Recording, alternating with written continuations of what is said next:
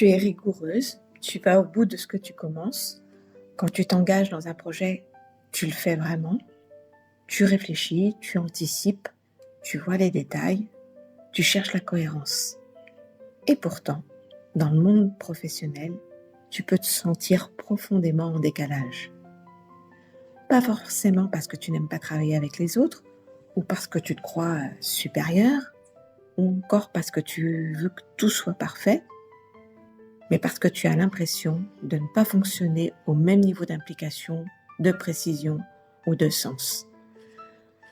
Bonjour, je suis Séverine, je suis coach spécialisée dans l'accompagnement des femmes hypersensibles et au potentiel. Et dans cette capsule, on va parler d'un sujet que beaucoup de femmes hypersensibles et au potentiel connaissent très bien. Ce sentiment de décalage dans le monde professionnel. Ce moment où tu vois ce qui devrait être fait, où tu comprends rapidement les enjeux, où tu anticipes les conséquences, où tu veux bien faire, où tu termines ce que tu as commencé, et où tu constates que tout le monde ne fonctionne pas comme toi. Certaines personnes avancent plus lentement, d'autres semblent moins concernées, d'autres encore font les choses sans vraiment chercher le sens, la cohérence, la qualité ou l'impact. Et toi, à l'intérieur, ça peut créer beaucoup de tension. Parce que tu ne comprends pas toujours. Tu ne comprends pas comment on peut laisser traîner un dossier alors qu'il est important, comment on peut faire les choses à moitié, comment on peut ne pas aller au bout. Tu ne comprends pas comment on peut ne pas voir ce qui, pour toi, saute aux yeux. Et à force, tu peux finir par compenser.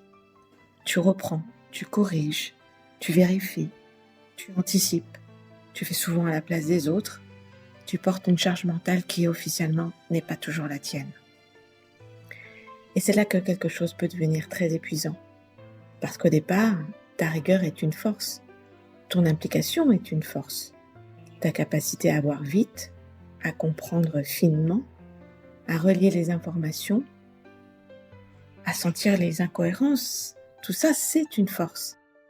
Et oui, quand tu es hypersensible et au potentiel, tu as souvent un rapport très fort au travail bien fait. Tu ne fais pas les choses juste pour les faire, tu as besoin que cela ait du sens, tu as besoin de cohérence, de comprendre pourquoi tu fais ce que tu fais. Tu as besoin de sentir que ton énergie sert à quelque chose. Et c'est justement pour cela que le monde professionnel peut parfois devenir difficile intérieurement. Pas forcément parce que les autres sont contre toi, mais parce que leurs priorités, leur rythme, leur niveau d'implication ou leur manière de travailler peuvent venir heurter profondément ton propre fonctionnement. Et quand tu utilises ta rigueur pour porter aussi le fonctionnement des autres, elle finit par se retourner contre toi. Ce n'est plus seulement de l'efficacité, ça devient de la surresponsabilité. Et beaucoup de femmes hypersensibles et au potentiel ne s'en rendent pas compte tout de suite. Elles pensent qu'elles sont juste consciencieuses, qu'elles sont juste sérieuses, qu'elles sont juste investies. Et c'est vrai. Mais souvent, derrière cette conscience professionnelle, il y a aussi une difficulté à laisser les autres porter leur part. Parce que quand tu vois le problème avant tout le monde, c'est difficile de ne pas intervenir. Quand tu vois l'erreur arriver, c'est difficile de ne pas la corriger. Quand tu vois que quelque chose manque de cohérence, c'est difficile de faire comme si tu ne l'avais pas vu. Et c'est souvent là que le décalage devient douloureux. Tu peux demander pourquoi je suis la seule à voir ça. Pourquoi est-ce que les autres semblent moins concernés? Pourquoi est-ce que ça me touche autant? Et tu finis par te juger. Tu dis que tu es trop exigeante, trop impatiente, trop intense, trop impliquée, trop sensible à la qualité, à la cohérence, aux détails. Alors qu'en réalité, il y a peut-être autre chose de beaucoup plus juste à comprendre. Tu n'as pas seulement un haut niveau d'exigence, tu as souvent un haut niveau de perception. Et oui, tu vois les détails, les failles, les conséquences possibles, ce qui risque de bloquer plus tard. Tu sens quand quelque chose n'est pas aligné, pas clair, pas fluide ou pas juste. Et quand personne ne semble le voir ou quand personne ne semble s'en occuper, cela peut devenir extrêmement frustrant pour toi. Mais la solution, c'est pas de devenir moins rigoureuse. Ce n'est pas de te dire je vais faire comme les autres, je vais m'en moquer. Parce que ça ne serait pas toi. La vraie question, c'est plutôt Comment rester efficace sans t'épuiser à porter le fonctionnement des autres? Cette question est importante parce que tu peux garder ta rigueur sans devenir celle qui compense tout.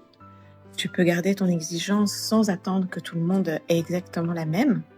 Et tu peux garder ton sens de la qualité sans te sentir responsable de chaque manque autour de toi. Enfin, tu peux continuer à faire les choses avec sérieux sans te consumer intérieurement parce que les autres n'avancent pas au même rythme que toi.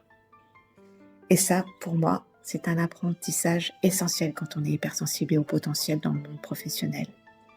Apprendre à distinguer deux choses, ce qui relève de ton excellence naturelle et ce qui relève de la responsabilité des autres.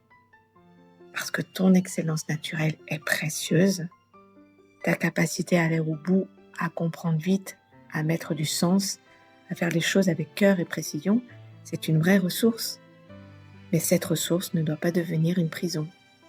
Elle ne doit pas t'obliger à tout reprendre, à tout porter, à tout vérifier, à tout corriger, à devenir celle qui sauve les projets, les délais, les dossiers, les ambiances, les oublis, les incohérences. Tu as le droit d'être efficace. Tu as le droit d'aimer le travail bien fait. Tu as le droit d'aller vite. Tu as le droit d'avoir besoin de sens. Mais tu as aussi le droit de ne pas t'épuiser à faire entrer tout le monde dans ton propre niveau d'implication.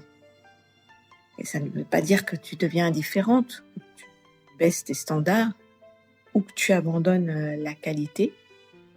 Ça veut simplement dire que tu apprends à ne plus confondre ta valeur avec ta capacité à compenser ce que les autres ne font pas. Parce que souvent, le piège, il est là. Tu peux avoir tellement envie que les choses soient bien faites que tu finis par te mettre en tension permanente. Tu peux tellement voir ce qui manque que tu finis par ne plus voir ce que tu as déjà donné. Tu peux tellement vouloir préserver la qualité que tu finis par sacrifier ton énergie. Et au fond, c'est pas une performance durable, c'est de l'épuisement déguisé en efficacité. Alors, la prochaine fois que tu sens ce décalage dans le monde professionnel, tu peux te poser une question bien très simple. Est-ce que ça relève vraiment de ma responsabilité? Et cette question, elle peut vraiment déjà remettre de l'espace. Elle peut t'aider à ne pas te jeter automatiquement dans la correction, dans la compensation ou dans le contrôle. Elle peut t'aider à choisir ce que tu prends ou ce que tu laisses, où tu mets ton énergie, ce qui mérite vraiment ton niveau d'implication. Et si tu la mets partout, pour tout le monde, tout le temps, tu finis par ne plus en avoir pour ce qui compte vraiment pour toi. Donc non, ton sentiment de décalage dans le monde professionnel n'est pas forcément le signe que tu es trop exigeante. Il est le signe que tu as une manière très fine, très impliquée, très rigoureuse de fonctionner. Et cette manière de fonctionner a besoin d'être comprise, cadrée et orientée. Sinon, elle peut devenir lourde à porter. Et si tu te reconnais dans cette capsule, si tu sens que ce décalage te fatigue, te fait douter de toi, ou t'empêche parfois de prendre pleinement ta place, je t'invite à découvrir mon accompagnement Bonne Nouvelle, tu es hypersensible et au potentiel. C'est un espace où je t'aide à mieux comprendre ton hypersensibilité, ton haut potentiel, ton besoin de sens, ta rigueur, ton intensité, et à ne plus les vivre comme un poids, mais comme des ressources précieuses dans ta vie personnelle et professionnelle. Le lien est dans la description de cette chaîne. Et si tu veux recevoir chaque matin mes rendez-vous des hypersensibles et au potentiel, tu trouveras aussi le lien dans la description. Si ce n'est pas encore fait, je t'invite à t'abonner à ma chaîne. Comme ça, tu seras prévenu dès la sortie des prochaines capsules. Et tu m'aideras à faire connaître mon travail au plus grand nombre de femmes hypersensibles et au potentiel. Mon souhait étant que plus aucune femme ne souffre de son hypersensibilité ou de son haut potentiel, mais qu'elle apprenne à en faire quelque chose de beau, de grand et d'utile dans sa vie. Je te retrouve très bientôt pour une prochaine capsule. Prends bien soin de toi. Belle journée à toi ou belle soirée. À tout bientôt, Séverine.